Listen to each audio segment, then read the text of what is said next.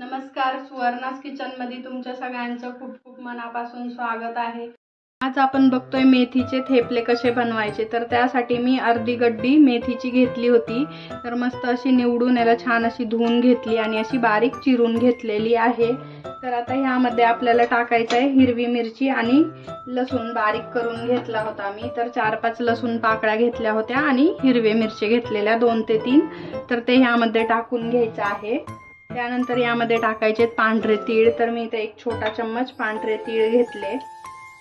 त्यानंतर चिमूटभर हिंग। इथे मी थोडीशी कसुरी मेथी घेतलेली आहे। तर ही बारीक करून यामध्ये टाकायची।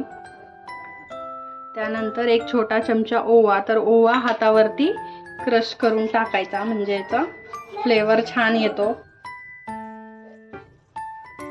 आता यामध्ये टाकायचंय 2 वाटी गव्हाचं पीठ। तर मी या वाटीने यामध्ये 2 वाटी गव्हाचं पीठ टाकणार आहे। तर 2 वाटी यामध्ये मी गव्हाचं पीठ टाकलेलं आहे आणि एक छोटा चमचा बेसन पीठ।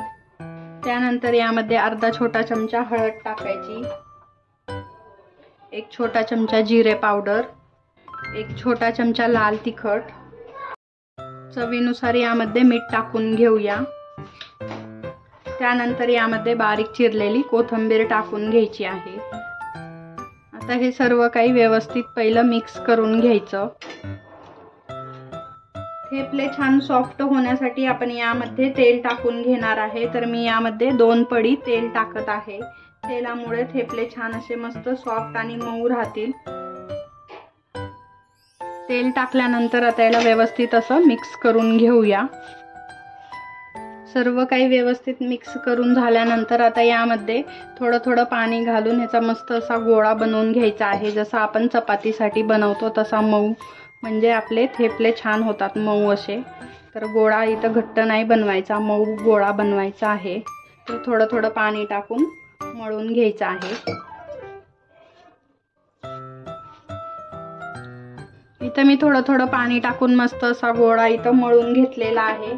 तर आता यावरती 1 चमचाभर तेल टाकून घ्यायचं आहे। व्यवस्थित तेल लावून ठेवायचं 10 मिनिटासाठी। आता हा गोळा असाच झाकून ठेवायचा आहे 10 मिनिटासाठी।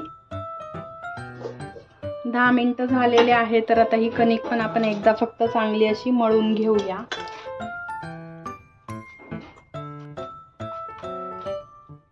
याला व्यवस्थित असं मळून घेतल्यानंतर आता याचे एक समान असे गोळे करून घ्यायचे आहे।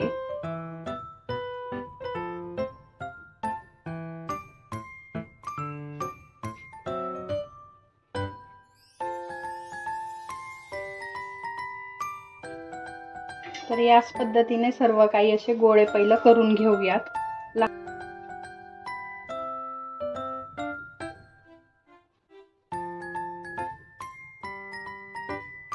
सर्व काही गोळे मी इथे असे बनवून घेतलेले आहे। तर आता यामधला एक गोळा घेऊन हा गव्हाच्या पिठामध्ये पहिलं बुडवून घ्यायचा, चांगलं पीठ लावून घ्यायचं याला। आणि आता हा व्यवस्थित आता लाटून घेऊया।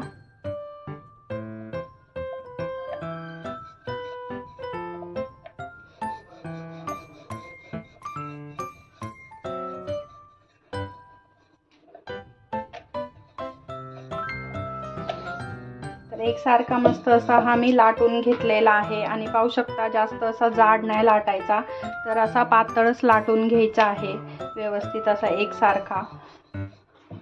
तर आता याच पद्धतीने सर्व काही असेच लाटून घेऊया। आता हा एका प्लेटमध्ये काढून ठेवूया।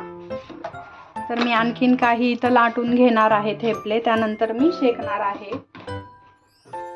इथं काही थेपले मी असे लाटून घेतलेले आहे। तर आता याला भाजून घेऊया। इथं मी तवा ठेवलेला आहे गरम होण्यासाठी, आधीच ठेवला होता। तर आता तो चांगला इथं असा गरम झालेला आहे। तर मोठ्या वातीवरती आता हे भाजून घ्यायचे आहे। 1-2 मिनिटं चांगले एका बाजूने भाजून घ्यायचे आहे। त्याच्यानंतर मग याला पलटवायचं आहे।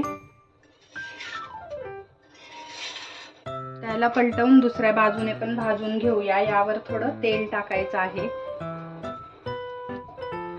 तेल लावून दोन्ही बाजूंनी छान असे खमंग मस्त भाजून घेऊया। तर 1-2 मिनिटांनी परत पलटवून दुसऱ्या बाजूने पण असंच तेल लावून घ्यायचं आहे छान. आणि मस्त असा खमंग खरपूस थेपला भाजून घ्यायचा आहे दोन्ही बाजूंनी चांगला ब्राऊन कलर येतपर्यंत.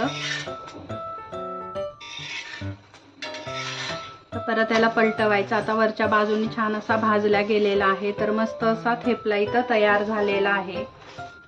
आणि हे तुम्ही प्रवासात पण नेऊ शकता, 2-3 दिवस छान टिकतात.